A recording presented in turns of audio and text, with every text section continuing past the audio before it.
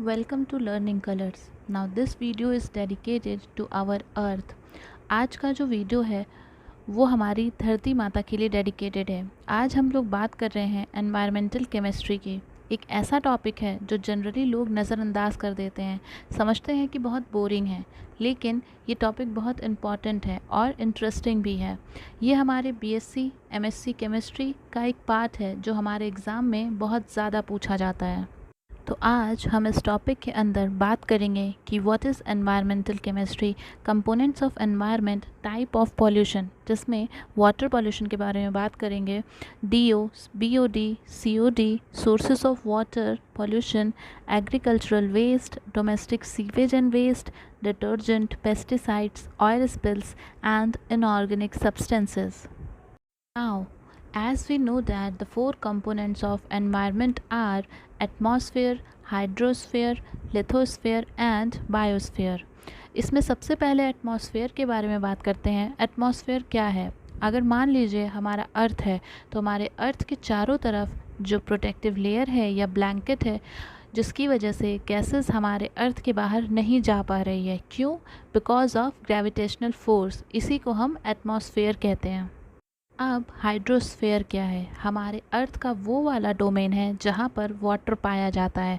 It includes all type of water bodies like river, ponds, lake, glacier etcetera.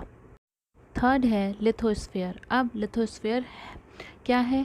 जो कि land part में आता है। It is outer crust of earth consisting of minerals and soil. ये earth के ऊपर वाला लेयर पार्ट जिसके अंदर मिनरल्स और न्यूट्रिएंट्स एलिमेंट होते हैं। फोर्थ है हमारा biosphere. It includes all living organism and their interaction with the atmosphere, hydrosphere and lithosphere. अब हम बात करते हैं कि एनवायरमेंटल केमिस्ट्री क्या है। What is environmental chemistry? ये केमिस्ट्री की एक ऐसी ब्रांच है जिसमें एनवायरनमेंट में होने वाले जो केमिकल रिएक्शंस है उनकी स्टडी करते हैं, और उसके अलावा अगर कोई हार्मफुल केमिकल है with respect to humans being, animals etcetera, जो हमारे लिए ख़राब है, जो अल्टीमेटली ह्यूमन बींग्स को अफेक्ट करते हैं, तो ये केमिस्ट्री की ब्रांच उन सबको डील करती है। इसी को हम एनवायरमेंटल केमिस्ट्री कहते हैं। Environmental chemistry is a science which deals with various chemical phenomena occurring in the environment. It includes the study of sources and effect of certain specific chemical species called pollutant on air, water and soil. Pollutant is a substance produced either by a natural sources or by a human activities which has an adverse effect on the environment, which causes environmental pollution. Now, mankind is faced with several types of pollution such as water pollution, air pollution, radioactive pollution, soil pollution, noise pollution. तो अब हम बात करेंगे कि water pollution क्या है।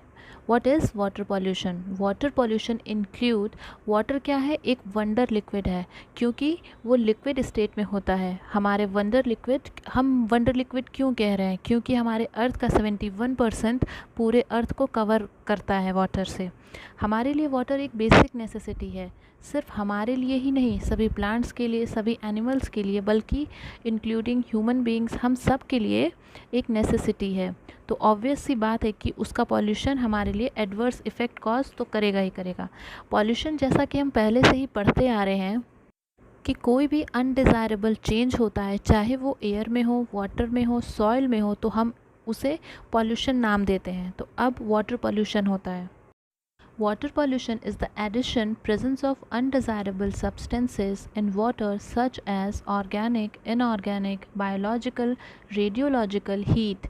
Heat also causes thermal pollution. ये भी बहुत important है water pollution के लिए with respect to, क्योंकि जब ज़्यादा गर्म पानी जो इंडस्ट्री छोड़ती है, that also causes form of pollution known as thermal pollution, और उससे क्या होता है? Aquatic organism they are affected which degrades the quality of water, so that is become unfit for us. Undesirable change in the physical, chemical, biological qualities of water. Then, water pollution is caused by a variety of human activities such as industrial, agricultural, and domestic waste. There can be both causes of both causes, human causes जिसको हम anthropogenic causes भी कहते हैं, human activities such as industrial, agricultural and domestic waste they causes water pollution. Then there are certain natural causes. Natural sources of pollution of water are soil erosion, leaching of minerals from rocks, and decaying of organic matters. All of these causes water pollution. Next है जो कि बहुत helpful है, putrescibility. It is the process of decomposition of organic matter present in the water by organism using oxygen. कि जो भी organic matter is present in water when that is decomposed by microbes using oxygen, this process is known as प्यूटरिसिबिलिटी.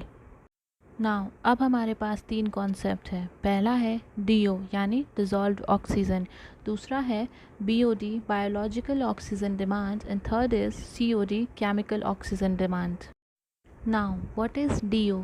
DO is dissolved oxygen. नाम से पता चल रहा है, amount of dissolved oxygen present in water is known as DO. Presence of organic and inorganic wastes in water decrease the dissolved oxygen content of water. जितना ज़्यादा waste होगा एक वाटर बॉडी में उतना उसका डिज़ोल्व ऑक्सीजन कंटेंट है वो कम होगा. उसका रीज़न क्या है? क्योंकि dissolve oxygen is required by the microbes to break the organic matter. अगर water is having DO content below 8 mg per liter, so this water is considered as contaminated, and if it is below 4 mg per liter, so it is considered to be the highly polluted. तो amount of dissolved oxygen से क्या पता कर सकते हैं कि जो water body है वो contaminated water है, polluted है या free from contaminants है. So, DO content of water is important for the survival of aquatic organism. A number of factors like surface turbulence, photosynthetic activities, oxygen consumption by organism, and decomposition of organic matter are the factors which determine the amount of DO present in water. अगर हम देखें photosynthetic activity से oxygen will be produced, oxygen consumption होगी when that oxygen is taken by aquatic animals, and the decomposition of organic matter by microbes also require oxygen. So this is how the oxygen it is maintained. इस photosynthesis से oxygen is released and it is consumed by respiration under decomposition. Next है हमारे पास BOD biological oxygen demand. The demand for oxygen is directly related to increasing input of organic wastes and is expressed as biological oxygen demand of water. जितना ज़्यादा organic waste बढ़ेगा water में उतनी ज़्यादा oxygen चाहिए होगी उसको ब्रेक करने के लिए, और उतनी ही ज़्यादा BOD होगी वाटर बॉडी की, दैट इज़ उतनी ज़्यादा ऑक्सीजन डिमांड होगी. So this demand is expressed as BOD of water. Water pollution by organic wastes is measured in the term of biochemical oxygen demand.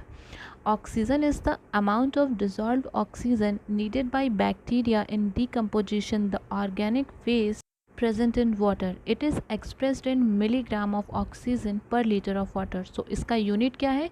mg of oxygen per liter of water. The higher value of BOD indicates low DO content of water. So जितना ज़्यादा BOD होगी, जितनी ज़्यादा oxygen demand होगी, उतना ज़्यादा पता चलेगा कि जो DO कंटेंट है वो कम है वाटर का, क्योंकि DO तब ज़्यादा होगा जब ऑर्गेनिक वेस्ट ज़्यादा है. This is the relation between BOD and DO. Next is COD, chemical oxygen demand. So it is slightly better mode used to measure pollution load in water, क्योंकि COD measures the amount of oxygen in parts per million required to oxidized organize, that is biodegradable and non-biodegradable and oxidizable inorganic compounds in the water sample. तो एक जो चीज़ important है कि BOD is only limited to biodegradable materials, whereas COD is limited to all biodegradable and non biodegradable organic and oxidizable inorganic compound. So it is the better measure. So this is all about DO, BOD and COD. Now water pollutants are, first है organic substances, pesticides, fertilizers, detergents etcetera. अब water pollution को कौन कौन से pollutants हैं जो cause कर रहे हैं? सबसे पहले ऑर्गेनिक सब्सटेंस मीन जो कि वाटर के कंपोजिशन के पार्ट नहीं है। एग्जाम्पल पेस्टिसाइड्स हैं, fertilizers, detergents etcetera. Second is inorganic substances. अब इनऑर्गेनिक सब्सटेंसेस कौन कौन से हैं? Like metals, nickel, mercury, lead etcetera. अब थर्ड है बायोलॉजिकल सब्सटेंसेस। बायोलॉजिकल कौन कौन से? Virus, protozoa, bacteria, fungi etcetera. Fourth is radioactive substances. अब इन सभी पॉल्यूटेंट्स को हम थोड़ा डिटेल में देखते हैं। Now we have discussed about the sources of water pollution. Common sources of water pollution are industries, hospitals, sewage, agricultural runoff, transportation, oil and petrol, detergent, etc. All the sources of water pollution are mainly divided into two basic groups. First is point sources. Point sources means जैसे direct दिख रहा है कि pollution का source क्या है। जैसे industries क्या करती है? हार्मफुल सब्सटेंसेस एमिट करेगी। हो सकता है इंडस्ट्रीज से धुआं निकल रहा हो सकता है वेस्टेज जो है रिवर में डंप कर रही हो, या हो सकता है वो अपना केमिकल एक्सक्रीट कर रही हो जिसके कारण पॉल्यूशन हो रहा है। There are multiple ways in which industries are impacting in our environment. और इसी तरह हॉस्पिटल है, वो अपना वेस्ट डिस्पोज करते हैं, सीवेज ट्रीटमेंट एक्सेट्रा। Second है non-point sources. These sources have no fixed location. Their control is difficult as compared to point sources like farmer activity, rainfall, etc. तो अब फार्मर क्या करते हैं? फार्मर सॉइल को fertile बनाने के लिए जो क्रॉप कल्टीवेशन हो रहा है, एग्रीकल्चरल हो या उसकी ईल्ड बहुत ज़्यादा हो या उत्पादन बहुत ज़्यादा हो, तो उसके लिए क्या करते हैं? सॉइल को फर्टाइल बनाते हैं। सॉइल को फर्टाइल कैसे बनाते हैं? तो उसमें फर्टिलाइज़र डालकर। फर्टिलाइज़र्स यानी ऑर्गेनिक सब्सटेंसेस होते हैं। अब ये फर्टिलाइज़र्स पानी में कैसे आए? एक एक्यूरेट क्वांटिटी में या लिमिट क्वांटिटी में अगर फर्टिलाइज़र्स का यूज़ किया गया है तो बहुत अच्छी बात है, लेकिन अगर बहुत ज़्यादा फर्टिलाइज़र डाल दिए गए हैं तो सॉइल के एब्जॉर्प्शन कैपेसिटी से बाहर हो जाएगा। सॉइल कैपेसिटी से बाहर डाल ही दिए गए हैं तो सॉइल एब्जॉर्ब नहीं कर पाएगी वो सभी फर्टिलाइज़र। तो जैसे ही रेन हुई यानी बारिश हुई और बारिश के पानी के साथ ये जो एक्स्ट्रा फर्टिलाइज़र्स डाले हैं वो सभी बहाकर बाहर ले जाएगा और पानी बहकर कहाँ जाएगा? वाटर रिजर्वायर में पहुँच जाएगा। तो ये यूज़ कहाँ हुआ था? खेतों में, फार्मर ने, लेकिन ज़्यादा क्वांटिटी होने की वजह से जैसे ही बारिश हुई, बारिश के पानी के साथ बहकर रिजर्वायर में एंटर कर गया, तो जिसका यूज़ नहीं है हमें, तो वो हमारे लिए एक टॉक्सिन का काम करेगा। ऑब्वियस सी बात है। Now we discussed different sources of water pollution. First is agricultural waste. It mainly developed during the farming activities. These wastes are mainly impure inorganic fertilizers, pesticides, etc. Agricultural sources में run of में fertilisers होते हैं जैसे nitrate, phosphate, ammonia, other nutrients, urea and organic compounds जो कि water को impure कर देती है। अब ये वाटर को इम्प्योर कैसे करती है? मान लीजिए फार्मर्स ने खेतों में पेस्टिसाइड्स डाल दिया और मान लीजिए बारिश हो रही है, तो इससे क्या होगा? बारिश में जब पानी खेतों से बाहर जाएगा तो क्योंकि पेस्टिसाइड्स डालने के बाद जो वाटर बाहर निकलेगा वो अलग अलग प्लेस पर जाएगा, तो इससे पॉल्यूशन कॉज करेगा। Excess fertilizers may reach the groundwater by leaching and may be mixed with surface of water, river, lakes and ponds by runoff and drainage. अब है domestic sewage and waste. It is primary sources of water pathogen. It is organic pollutants and require oxygen for the decomposition. These pollutants are oxygen demand pollutant. अब इससे क्या होता है? जैसा कि पीछे डिज़ोल्व ऑक्सीजन ने बताया, presence of organic and inorganic waste in water decrease the DO dissolve oxygen content of water. जितना ज़्यादा वेस्ट होगा वाटर बॉडी में उतना उसका डिज़ोल्व ऑक्सीजन कंटेंट है वो कम हो जाएगा. रीज़न क्या है? क्योंकि dissolve oxygen is required by the microbes to break the organic matters, right? So this is how it is there. अगर water is having below 8 mg per ml, so this water considered as contaminated, or if it is below 4 mg per liter, it is considered to be highly polluted. तो बिल्कुल वैसे ही जैसा हमने dissolve oxygen में पढ़ा कि amount of dissolve oxygen से क्या पता कर सकते हैं कि जो वाटर बॉडीज़ हैं वो कंटामिनेटेड है, पॉल्यूटेड है या फ्री फ्रॉम कंटामिनेंट्स है। अगर हम देखें फोटोसिंथेटिक एक्टिविटी से oxygen will be produced, oxygen consumption होगी when that oxygen is taken by the aquatic animals, and the decomposition of organic matter by microbes also require oxygen. इसके effects क्या हैं? Decrease in dissolve oxygen, suffocation to aquatic animal because of BOD. BOD क्या है? The demand for oxygen is directly related to increasing input of organic waste. जितना ज़्यादा organic waste बढ़ेगा पानी में उतना ज़्यादा ऑक्सीजन चाहिए उसको ब्रेक करने के लिए, तो उतनी ज़्यादा बीओडी होगी वाटर बॉडीज़ की, दैट इज़ उतनी ज़्यादा ऑक्सीजन डिमांड होगी। अब है detergent. Detergent is release from domestic sewage and dry cleaners. Many detergents and washing powder have phosphate which are used to soften the water and do many more things. These and the other chemicals contained in washing powder affect the health of all form of life in the water. अब detergent कहाँ से आ रहा है? Detergent हम ही जाकर water reservoir में डालते हैं। ये विलेज एरिया में, रूरल एरिया में एक प्रैक्टिस होती है जहाँ पर लोग कुएं के पास जाकर या नदी के पास जाकर कपड़े धोते हैं या बर्तन धोएंगे। इससे क्या होगा? जो भी डिटर्जेंट का पानी, सोपी वाटर या वेस्ट निकल रहा होगा वो सब डिस्कार्ड कर दिया जाता है उसी नदी के किनारे या फिर जो भी हम कुआं वगैरह यूज़ कर रहे हैं। तो क्या होगा? अल्टीमेटली डिटर्जेंट्स कहाँ चले जाएंगे? पानी में चले जाएंगे। अब डिटर्जेंट्स हमारे लिए यूज़फुल था क्योंकि हमें कपड़े धोने थे, बर्तन धोना था या अपना काम करना था, लेकिन पानी के अंदर जो एक्वेटिक लाइफ है उसको क्या काम है डिटर्जेंट का? उनको ना तो डिटर्जेंट का काम है ना ही सोपी वाटर का, तो एक्वेटिक लाइफ क्या होगा? उस वाटर से सफ़र कर रहा होगा। क्योंकि वो डिटर्जेंट और सोपी वाटर उनके लिए हार्मफुल है, फिर भी हम डिस्कार्ड करते हैं जिसकी वजह से डिटर्जेंट वाटर में जाते हैं और वहाँ के एक्वेटिक लाइफ सफ़र करती है। अब है pesticides, biological active chemical used to kill different types of pest along with the rain water reach to the surface of water bodies and causes water pollution. Pesticides can contaminate soil, water and other vegetation in addition to killing insects or weeds. Pesticides can be toxic to a host of other organisms including birds, fish, beneficial insects and non-target plants.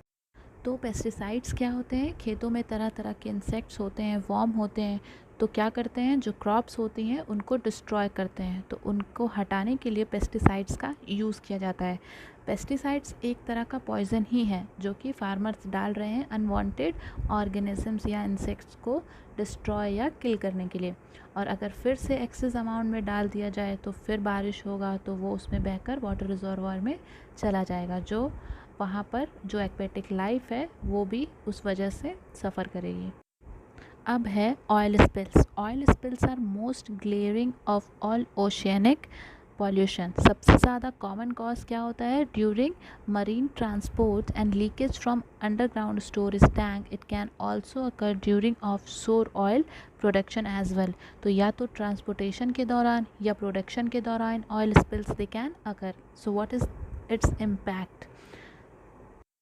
See, oil is lighter than water, covers the water surface as a thin film cutting of oxygen to floating plants and other producers. मतलब basically जो एक तरह की plants और जो organism है oxygen कम हो जाती so they actually tends to die. तो उसके बाद एक तरह से जो सरफेस है वो भी थोड़ी डार्क हो जाती है, तो फोटोसिंथेसिस नहीं हो पाता है। सो एक्वस एक्सचेंज पूरा कम हो जाता, गैसियस एक्सचेंज पूरा कम हो जाता है, sorry. Birds and sea mammals that consume dead fishes and plankton die due to poisoning. Death of these organism severely damage of marine ecosystem. Birds and sea mammals that consume dead fishers, और जो उन dead fish को consume करते हैं they can also die due to poisoning. Now, inorganic substances, metal like lead, zinc, arsenic, copper, mercury, cadmium in industrial waste water adversely affect humans and other animals. The various substances that we use to keeping our house clean add to water pollution because they contain harmful chemicals. ये disease है. Let's say arsenic अगर present हो पानी में और उसे contaminated water की human consume कर ले तो क्या डिजीज़ होगा. Arsenic pollution of water, it has led to accumulation of arsenic in the body part like blood, nails and hairs, causing skin lesion, rough skin, dry and thickening of skin and ultimately skin cancer. Black foot disease भी कहते हैं क्योंकि decolorization भी cause करता है. Next है mercury. Mercury compounds in wastewater are converted by bacterial action into extremely toxic methyl mercury, which can causes numbness of limbs, lips and tongue, deafness, mental derangement, etc. Pollution of water bodies by mercury causes Minamata disease. It is a neurological syndrome in humans and dropsy in fishes. This Minamata is a place in Japan जहाँ पर mercury poisoning हो गई थी fishes में, and this pollution is responsible for the death of bird and fishes.